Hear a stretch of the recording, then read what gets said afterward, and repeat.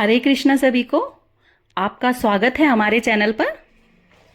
आज हम करवा चौथ के व्रत की विधि और करवा चौथ की कहानी सुनेंगे। तो चलिए शुरू करते हैं। कार्तिक मास की चतुर्थी अर्थात करवा चौथ के दिन लकड़ी का पाट पूजकर उस पर जल का भरा लोटा रखें। बायना निकालने के लिए एक मिट्टी का करवा रखकर करवे में गेहूं व उसके ढक्कन में चीनी तथा नगद रुपए रखें। फिर उसे रोली से बांधकर गुड़ चावल से पूजा करें। फिर 13 बार घुमा करवे का टीका करें। उसे 7 बार पाट के चारों ओर घुमावें। तब श्री गणेश जी की मूर्ति या पिंडोल रखकर उसे रोली गुड़ व चावल चढ़ाएं और हाथ में 13 दाने गेहूं के लेकर कहानी सुने।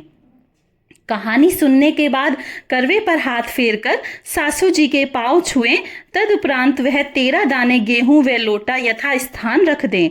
रात होने पर चांद देखकर चंद्रमा को अर्घ दें। इस प्रकार करके प्रसाद खाकर व्रत करने वाली स्त्री व्रत खोलें। करवा चौथ का व्रत करने वाली को चाहिए कि बहन और बेटी को भी व्रत की सामग्री भेजें। तो यह थी हमारी करवा चौथ व्रत की पूजा विधि। अब हम कहानी सुनते हैं।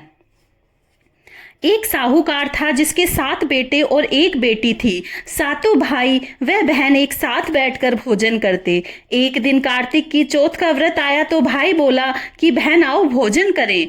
बहन बोली कि आज चौथ का व्रत है, चांद उगने पर खाऊंगी। तब भाइयों ने सोचा कि चांद उगने तक बहन भूखी रहेगी, तो एक भाई ने दिया जलाया, दूसरे भाई ने छलनी लेकर उसे ढका और नकली चांद दिखाकर बहन से कहने लगे कि चल चल चांद उग आया है, अर्घ दे ले। बहन अपनी भाभियों से कहने लगी चलो अर्घ दे। तो भाभियां बोली तुम्हारा चांद उगा होगा, हमारा चांद तो रात को उगेगा। बहन ने जब अकेले ही अर्घ दे दिया और खाने लगी तो पहले ही ग्रास में बाल आ गया, दूसरे ग्रास में कंकर आया और अब तीसरा ग्रास मुंह की ओर किया तो उसकी ससुराल से संदेशा आ गया कि उसका पति बीमार है, जल्दी भेजो। माँ ने जब लड़की को विदा किया तो कहा कि रास्ते में जो भी मिले उसके पांव लगना और जो सुहागन का आशीर्वाद दे तो उससे पल्ले में गांठ लगाकर कुछ रुपए दे देना। बहन जब भाइयों से विदा हुई तो रास्ते में जो भी मिला उसने यही आशीष दी कि तुम 7 भाइयों की बहन हो, तुम्हारे भाई सुखी रहें और तुम उनका मुख देखो। सुहाग का आशीष किसी ने भी नहीं दिया। जब वह ससुराल पहुंची तो दरवाजे पर उसकी छोटी ननद खड़ी थी। वह उसके भी पांव लगी तो उसने कहा कि सुहागन रहो, सपूती हो। तो उसने यह सुनकर पल्ले में गांठ बांधी और ननद को सोने का सिक्का दिया। तब भीतर गई तो सास ने कहा कि उसका पति धरती पर पड़ा है, तो वह उसके पास जाकर उसकी सेवा करने के लिए बैठ गई।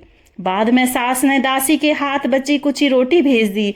इस प्रकार से समय बीतते बीतते मंगसिर की चौथ आई तो चौथ माता बोली करवा ले भाई की प्यारी करवा ले। लेकिन जब उसे चौथ माता नहीं दिखी तो वह बोली हे माता, आपने मुझे उजाड़ा तो आप ही उद्धार करोगी, आपको मेरा सुहाग देना पड़ेगा।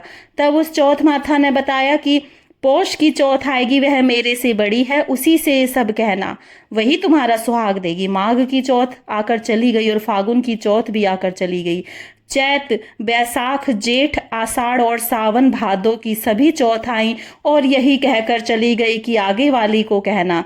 आसौज की चौथ आई तो उसने बताया कि तुम पर कार्तिक की चौथ नाराज है, उसी ने तुम्हारा सुहाग लिया है, वही वापस कर सकती है। वही आएगी तो उसका पांव पकड़कर विनती करना, यह बात बताकर वह भी चली गई। जब कार्तिक की चौथ आई तो वह गुस्से में बोली भाइयों की प्यारी करवा ले, दिन में चांद उगानी करवा ले, व्रत खंडन करने वाली करवा ले, भूखी करवा ले। तो यह सुनकर वह चौथ माता को देखकर उसका पांव पकड़कर गिड़गिड़ाने लगी, हे चौथ माता, मेरा सुहाग तुम्हारे हाथ में है, आप ही मुझे सुहागिन करें। तो माता बोली पापिनी हत्यारनी, मेरा पांव पकड़कर क्यों बैठ गई। तब बहन बोली कि जो मुझसे भूल हुई है उसे क्षमा कर दो, अब भूल नहीं करूंगी। तो चौथ माता ने प्रसन्न होकर आंख पे काजल, नाखूनों में से मेहंदी और टीके में से रोली लेकर छोटी उंगली से उसके आदमी पर छींटा दिया तो वह उठकर बैठ गया और बोला कि आज मैं बहुत सोया। वह बोला क्या सोया, मुझे तो 12 महीने हो गए, जब अब जाकर चौथ माता ने सुहाग लौटाया। तब उसने कहा कि जल्दी से माता का उज्जमन करो। जब चौथ की कहानी सुनी, करवा पूजन किया तो प्रसाद खाकर दोनों पति पत्नी चौपड़ पास से खेलने बैठ गए। नीचे से दासी आई, उसने सासू जी को जाकर बताया। तब से सारे गांव में यही प्रसिद्धि होती गई कि सब स्त्रियां चौथ का व्रत करें तो सुहाग अटल रहेगा।